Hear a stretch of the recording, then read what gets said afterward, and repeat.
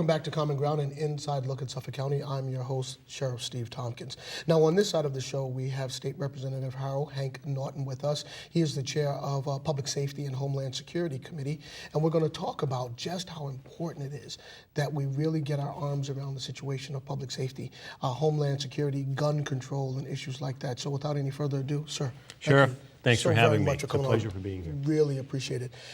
Talk to us about what your committee is comprised, put together to do.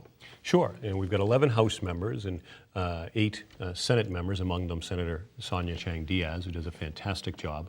And our duty is to basically make sure that the security, both the public security, public safety, and homeland security of the Commonwealth is looked after.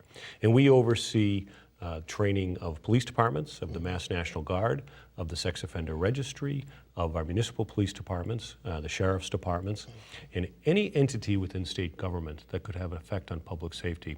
Our committee is charged with overseeing, make sure they have the appropriate resources, the appropriate governance, and that they're administered in the appropriate manner. And so it's a pretty big job. It's probably about 25% of the state budget is made up of our public safety entities.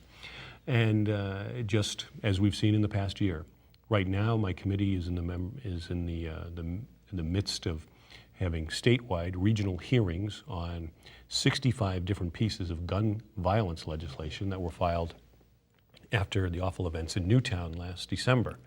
And so we've been in Springfield, and we were in Wilmington yesterday, and we've been in Worcester, and we've been on Cape Cod. We'll have another hearing in early September at the State House to try to boil down this legislation into a comprehensive piece of public safety legislation that will hopefully positively affect the streets and the homes and the towns and the cities of our Commonwealth to protect our children, look at school safety, look at gun violence, look at issues of mental health that have been driven by this issue.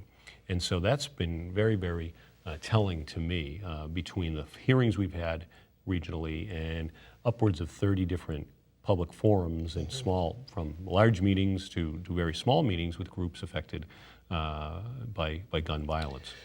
What's your thoughts on just the semantics of those two phrases, gun control and gun safety, and then being able to have a concerted conversation that makes sense about that?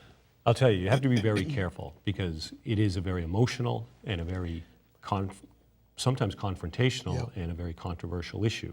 Because even here in Massachusetts, in this supposedly blue liberal state, there are some very, very staunch defenders of the Second Amendment. And these are very reasonable people that enjoy hunting, enjoy target shooting, and feel that they're law-abiding citizens, that if they want to own a firearm and they're not doing anything wrong, why shouldn't they be able to? And they can very articulately express their viewpoint as to that. But when you get down and you talk about the issues of keeping illegal guns, the community gun, the stolen weapon, the weapon that comes floating in out in Western Mass, there's a big issue with weapons floating down from Vermont because they have very lax licensing procedures up there. And North Carolina is another place that a lot of weapons come north from. And when you talk about that, a lot of people are willing to come to the middle of the table and say, okay, what can we do to prevent those firearms, the gun trafficking, from coming in? But it is a matter of semantics. You start using that word gun control, people really get tight. But I'll say it's interesting because it's about licensing on that score. And a couple of the poignant questions or experiences I've had in this process where I was out in Maine South Worcester, the inner city part of the city of Worcester, and talked to several mothers who had lost their sons to street violence, to gun violence, usually associated with drugs. And every single one of them said, you know, you don't need to take guns away from the law-abiding, legally licensed citizens. It's the gun markets that are out there. And they told me, you come to such and such a street on such and such a night, and I'll point to the fellow who'll pop his trunk open and he'll have a couple guns that you can buy, no questions asked. And so it's those guns we have to get off the streets. It's also an issue of trying to look at school safety. Now, if the fellow down in Connecticut, Adam Lanza, was really intent on doing what he was going to do, he was probably going to do it. But there are measures we can take, and we can work with our school officials and our teachers and our school building officials and make sure that our schools are as secure as possible. And we're working with the various entities, the state school building entity, to be able to do that. And we're also looking at issues of mental health. As we know, and I know as a veteran and having seen some of my brothers and sisters with issues of post-traumatic stress, there's a big stigma in our society to people seeking help for mental health issues. And if through this process we can do anything to lift that veil and pull that stigma away a little bit and allow people to know that we consider mental health issues as important to treat as physical health issues, then I think we've done a service. You know, on that subject, I actually want to ask you this question. A lot of times, or oftentimes, when there are state budget cuts, money is taken out of mental health or detox beds.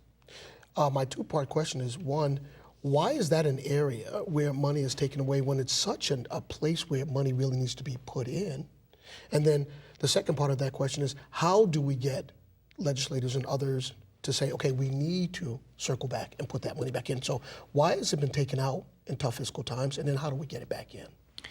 I think the answer to both questions is kind of the same, is we've got to do a better job, members of the community, members of the community here in Boston, from around the Commonwealth, of those of us that are supportive of people with mental health issues. We've got to do a better job of articulating that prevention is the best cure. If we have those beds available now, we're going to save money in the long run. And unfortunately, in the hustle and bustle and the push and pull of the budget process at the State House, we sometimes lose sight of that. But every single one of us, every person in this Commonwealth knows someone who's had a mental health, and it could be a minor depressive state, or it could be a bipolar state, it could be a veteran returning with post-traumatic stress who self-medicates through drugs or alcohol. We've all known that person. And what we have found is that preventative measures, and I've seen this in the Army, will save a tremendous amount down the line. Stem it in the bud right now, because we're not just paying for it with the detox beds and the mental health issue. We're paying it in our court system, in our police, in our corrections, in our jails, with probation. If we stem that tide now, then we're going to save a lot of money down the line.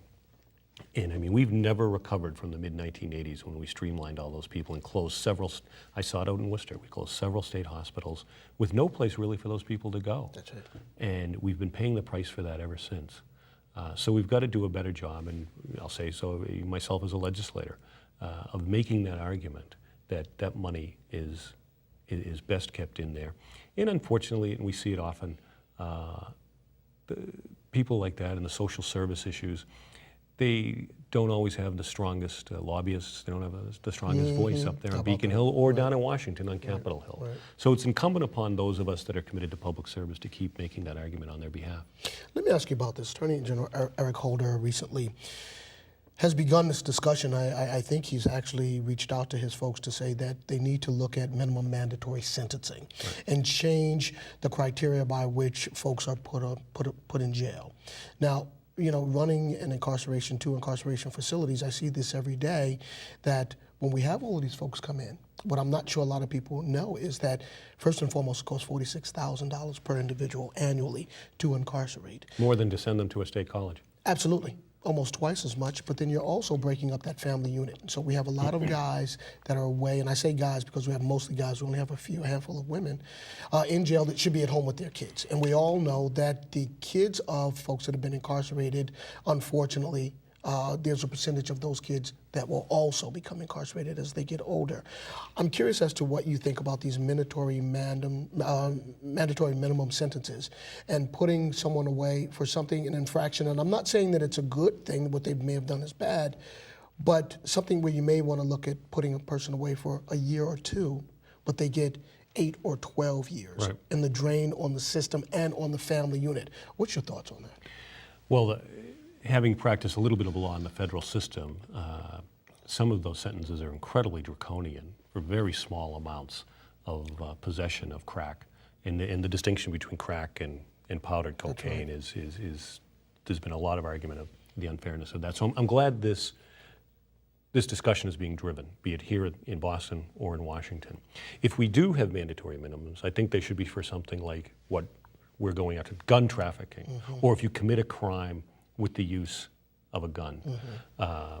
impose sentences, for crimes of violence like that. I think we need to take a strong look at crimes that are driven by substance abuse, by drug addiction, and would we not be better taking a small percentage of that $43,000 and creating centers or adding to the centers that treat our drug violence, our drug abuse, and the crimes like that, and getting people off drugs and creating jobs. The best social, and if I've heard it once, I've heard it 100 times during the course of my career in these hearings, 1,000 times during the course of my career.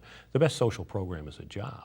If we took those monies and drove it into employment and training as well as substance abuse, we would keep those people out of those cells and free up those cells in your facility, like so many others, and probably our battles with overcrowding at times. We could free up those beds for the violent criminals, the people we really need off the streets. Now, talk to me about, you've been in the legislative body for how long? 19 years. Now, how long were you in before you actually joined the armed forces? And why did you I decide had to been do that? in, let me say, I was elected in 1994, took office in 95, and was enjoying it tremendously. And I'd spent my previous years as an assistant district attorney in Worcester. And then 9/11 came along, and at the time my wife and I had 3 kids, and we've subsequently had a 4th, so we have 4 children. And I had a great law practice, a nice political career, beautiful home, beautiful family, but there was something missing. I would come home at night after a late night at the State House and look at those kids sleeping, and I'd say, I felt a need to step up and do something more. And my dad had always been my role model, and he had been a veteran of World War II in the medical corps, Normandy veteran. Like that greatest generation, never really talked about his war. And so even though at the time I was 41 and I started exploring the possibilities of being able to join the military, and I had to jump through a lot of hoops, pass a lot of physical tests, probably work harder physically than I had in many years, and get into a lot better shape than I had been in. And it took quite a while. It took close to a year and a half to go through all the waivers and convince the Army that someone at my stage had something to offer. So I did, and I got in, and I went to basic and came out and was able to join the JAG Corps. And I thought at the time what I was going to be giving back was doing my reserve duty on weekends and a couple weeks in the summer to service soldiers. And through whatever skills and capabilities I have as a lawyer and as a soldier. But in 2005, I had the opportunity, basically I was asked if I wanted to volunteer and go to Iraq, and I did. And again in 2011, I was called by the Pentagon, a friend of mine at the Pentagon, and said, we have someone with your skill set, need for someone with your skill set to go to Kandahar, Afghanistan, and run detainee operations and rule of law for us in Kandahar. So I did that for about 9 months, set up some court work, trained the Afghan military in due process, in observation of human rights, and we set up courthouses in that province, which is literally the worst area of Afghanistan. It's the home of the Taliban. And we set up several little courthouses, 1 2-room courthouses. We found some people that were trained in the law and put them in as judges, and found some people that were trained as lawyers and put them in as advocates. And we introduced a system of due process in that area of the world that they had never seen before. The Taliban had a system of due process, but it wasn't anything anyone, even the Afghans, wanted to live under. But I was often driven by thoughts of my dad and that generation that came before, that sacrificed so much for us.